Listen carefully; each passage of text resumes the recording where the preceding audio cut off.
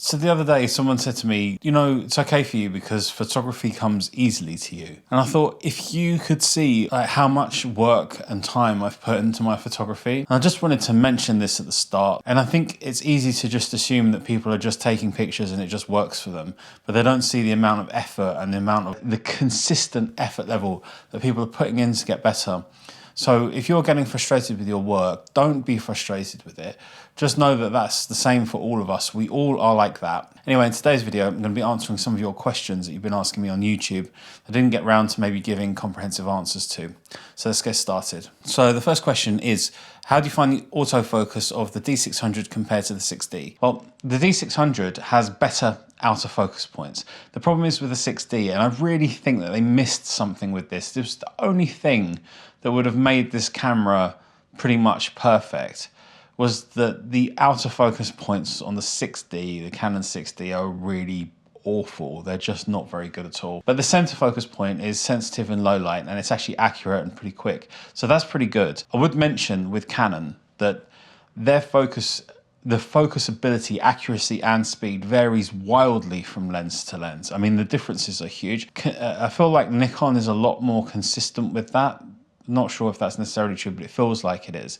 But I think that Canon has a lot more slow focusing lenses than Nikon does. And so with the 6D, it very much depends on the pairing of lenses you have. With the D600, you're kind of having an easier time all around. So I would say that the D600 focusing system is better.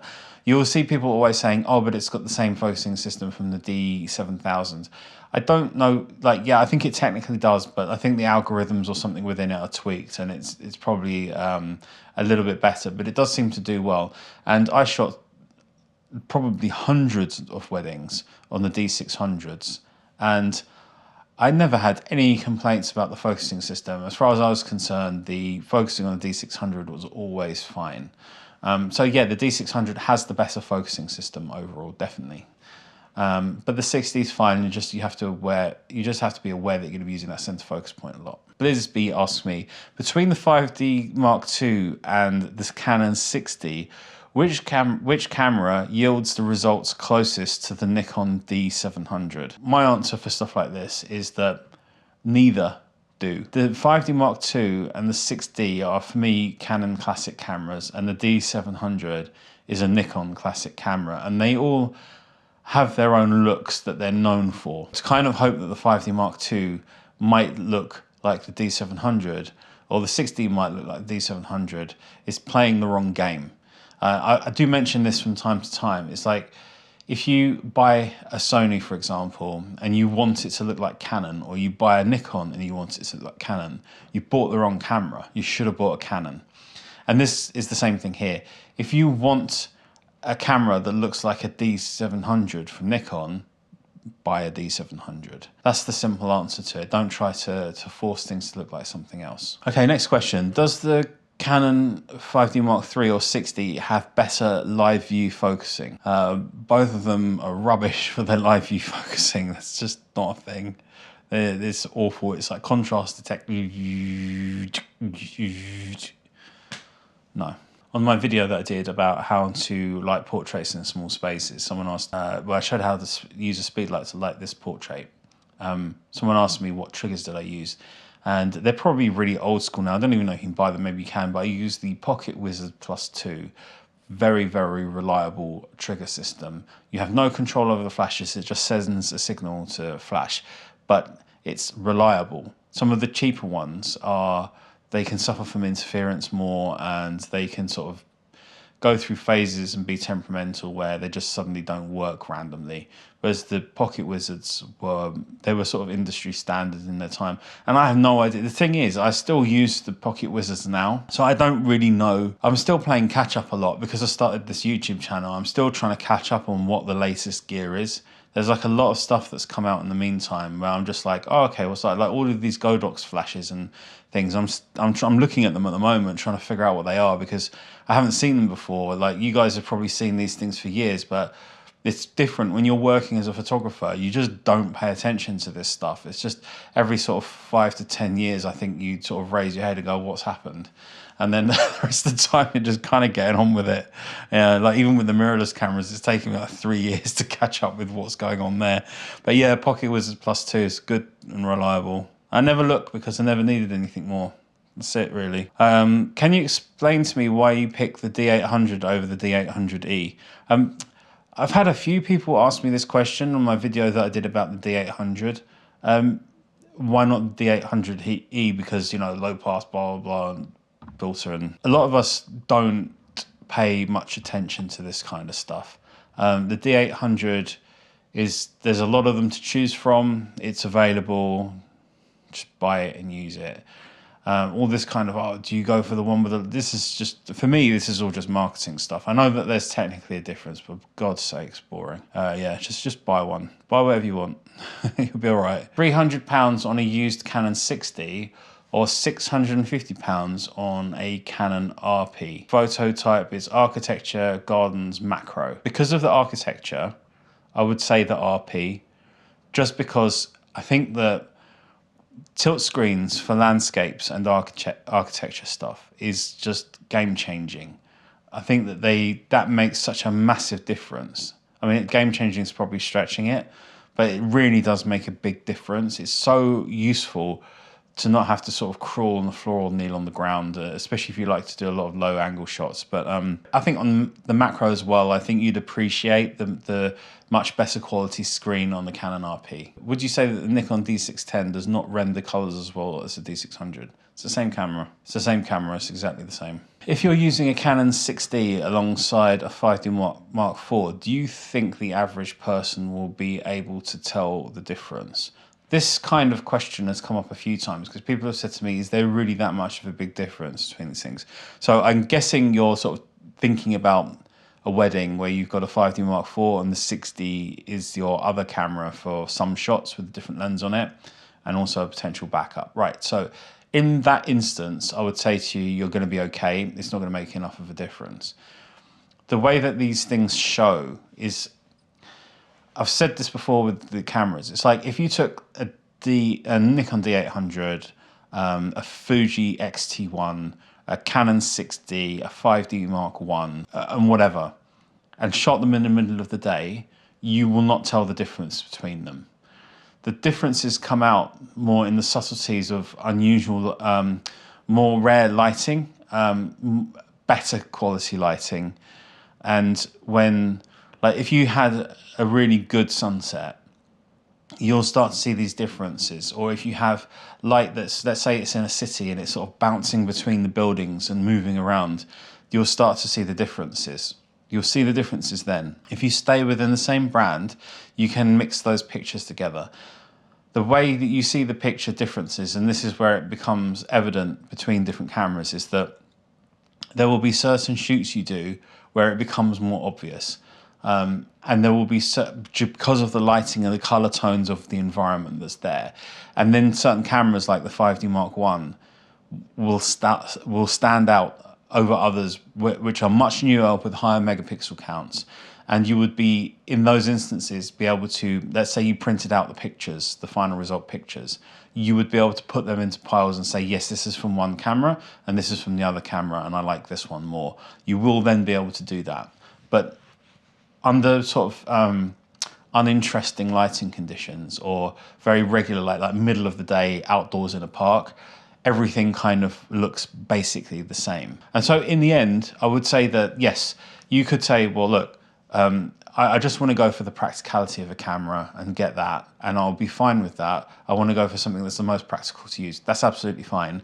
But what happens to a lot of us is that having used certain other cameras like 5D Mark Is and so on, when we know we're in the kind of lighting conditions that camera would respond to, it eats at us in our souls that we're not using that camera. And I think that's where a lot of this stuff comes from. You know, I talk a lot about these classic cameras. There is a dividing line, and I would say that to all of you. It's like once you're working and you're doing a job, you should prioritize practicality. So the camera I'm filming on now is the Sony a7R5. That's my work camera because when I'm doing work, I just want practicality. I want the thing that's going to make my life the easiest and get the job done. Now, it might also be the case that I use this on a lot of shoots like landscapes. It'll be perfect for things like that. But when I do certain portrait shoots, there will be times when I'll be like, do you know what? I want the 5D Mark I for this because this is just going to do a better job than the a7R5. Not in terms of focus and low light capability. I'm just talking about the picture that comes out of it because I know that it's a specialist at certain things. And so that's how to view these things. I think sometimes with these older cameras, it's like a nighttime artificial lighting shoot on the D700. It's hard to beat. I think it's really good at that. It's that kind of thing. And I'm kind of going beyond the scope of your question, but I think it's kind of what people want to know. But that's how it is. So if you're thinking about work, don't think so much about the specific looks and that cameras can give you. Your clients aren't going to care too much about that. Focus on the stuff that's going to give you the easiest experience for you. When it comes to your personal work, do what you want. Someone asks, in low light, would you prefer older Canon high ISO grain or moderate Lightroom AI denoise? You have to think, like, is the grain making the picture worse, or are you just responding to people telling you that grain is bad? Because I can show you pictures that have a lot of grain in them that are beautiful. Is the grain a problem? Is it making the picture worse? Or perhaps it's adding to it? It's a really weird position because you can buy these plugins that add grain, right? And you can buy plugins that remove grain. So you have to decide, do you think this is looking better or worse? How do you compare the Sigma Art 35 1.4 to the Canon 35 1.4? So I had the Sigma Art 35 1.4 as well. The problem with the Sigma is that the focus just isn't reliable. Unless you're really lucky, and it seems to vary from copy to copy. If you get one where the focus is reliable, then it's fine. It's very sharp, but yeah, I mean, there's really nice work taken on it as well. I think the 35 from Canon has a bit of a better look. I think it's sharp enough. Like, I don't think you need it to be sharper than that. I don't know why people always want portrait lenses to be super sharp. I think that's a bit weird. Do you shoot in manual mode all the time? Good question. No, I don't. The good thing with manual mode is that you're going to get consistent results. So when you go into Lightroom, you can sort of batch process more easily. At weddings, because you're moving, your subject is moving, and the light everywhere indoors is changing all the time, most of the time aperture priority is better because you're trying to focus on moments. It's hard to go. It's hard at weddings, for example, and events to change your settings fast enough to capture moments. But there are parts of the wedding day where, I'm just using a wedding example, but you can relate this to pretty much anything. There are times such as, let's say the bride's coming down the aisle, and I know the exposure is going to be even on her, but the church doors are open at the back. That light coming through from those back doors is going to send the metering all over the place. Whereas reality is the light on the outside is the same that's coming through the doors. That's not going to go up and down in brightness. And the brightness on the bride is the same all the time. It's just me moving my camera around to different compositions is going to incorporate different amounts of that bright daylight coming through from the back. I want to shoot in manual mode because I don't want my meter just going berserk and underexposing all the time. So you see what I mean? It's like you have to sort of judge based on that. But don't think that you have to be working quickly in manual mode and that's somehow professional. It really doesn't work like that. It's just you need to think like what's going to be the easiest thing for you to do and make sure that you capture the moments. Would you compare the D700 with the D3S? Which do you prefer and why? Both 12 megapixel cameras. The D3S is amazing in low light, really incredible. The D3S camera body is ergonomically and to use the nicest camera that I've ever used. It's just so nice. The battery lasts forever, goes on and on and on. I used it a lot at weddings. The ergonomics of it are so good. It's just wonderful to use. D700 is smaller and has a very different color profile to the D3S.